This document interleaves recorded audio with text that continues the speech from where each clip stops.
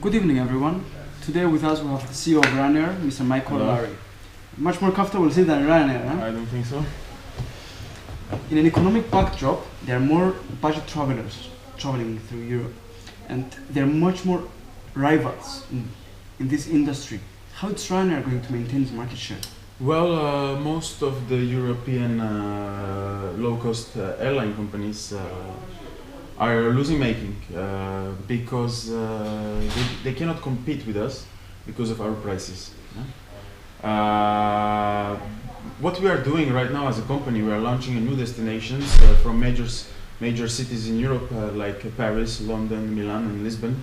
And what we are doing is that we are launching a new destination from these cities to New York and Washington. Okay, what do you think about Europe? There's a big financial crisis right now in Europe. Do you think Europe is going to recover, or it's going to make it worse? Well, countries like England, Ireland, Spain, Portugal, Italy, and Cyprus are recovering from the economic crisis. Yeah, Germany is still the leading economy in Europe because actually they didn't follow the European Union path. But except France and Greece, we see a big recovery in Europe, and we can actually feel it on our bookings. We have seen from your shareholders that they are complaining about the profits that of this year and about that customer satisfaction is worse than ever. What do you think about this? I don't know what you're saying. Actually, our profits are down just by 10%, yeah? Which means that instead of $570 million, we're going to wait $500 million. Yeah? The reason profits went down is because good news is actually that all the prices are going down. Couple of things that you have seen previously. What part of no fun, no refund you don't understand? And the famous one in the German press conference, free blowjobs in business class. I think Do you think a CEO of Ryanair should talk like this? I mean, I think I was younger then. Not much. And you say still. Well, press conference in Germany was 10 years ago, and we all know that we grow up and we get mature like fine wine. So you don't think that you have a problem with your attitude? No. I have 81 million people who they don't think I have problem with attitude. Yeah, but those people are traveling with you just because they have no other option, no other airline carrier. This is not true. This is not true. 20% of our routes have competition. Yeah, the other 80% of our routes have no competitors. Everyone has choice. 81 million people choose to fly with Ryanair, with us. For example, British Airways, they have 31 million passengers per year. Okay, we are carrying two times more than national carrier. You know what does it mean? We have saved those people in 1 year more than £3 billion of the first charge by EasyJet. That's why people choose us. We provide lowest fares and great service. Tell us about your attitude to women. What?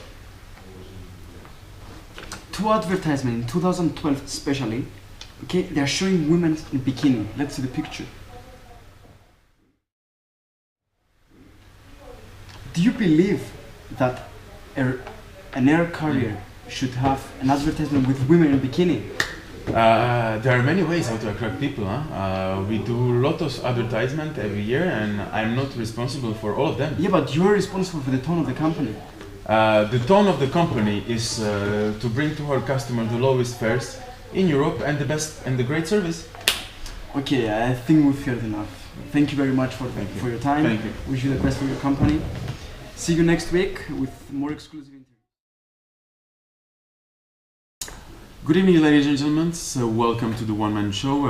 Where this week we have the man who brings thousands of new jobs to the capital, Washington, with the plan of luxury casinos and resorts. The head of MGM International, James Murray. Hello. Welcome. I'm first going to ask you about awards in 2013. If you remember, you have won the award of CEO of the Year. There are a lot of kinds of awards. There's individual awards and team awards. This was an individual award, but I don't consider it so much individual, because it was a team effort from the MGM family to succeed on our goals, and by succeeding on our goals, we just won the CEO of the Year. You used to be the guy who, on the Wall Street, who would bet on the companies if they would succeed or fail. Would you actually today bet on MGM having such a success turnover after the big recession? In 2009, no one was betting on MGM.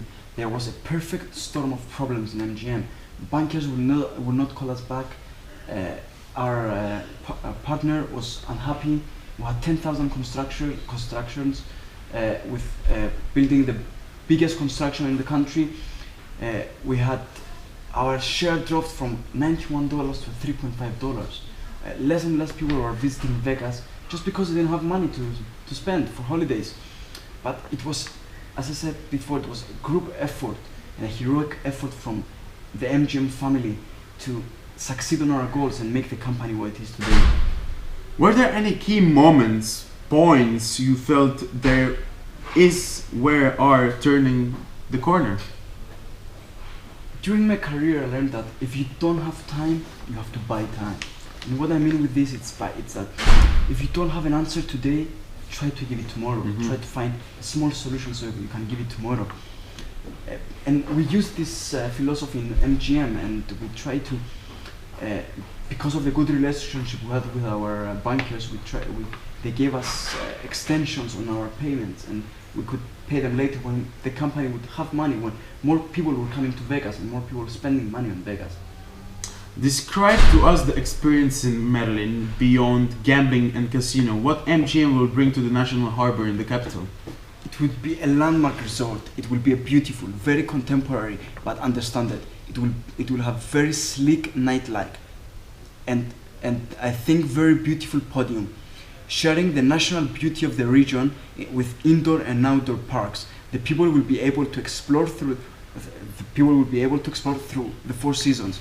In 2016, when the casino resort will be open, we will have 4,000 new employees from the local community. So our company will trying to bring a casino at the area, but try to both respect the environment and the people around that they live there. So let's talk about your leadership style. You are seen as collaborative and a team builder. Tell us, how would you describe your leadership style?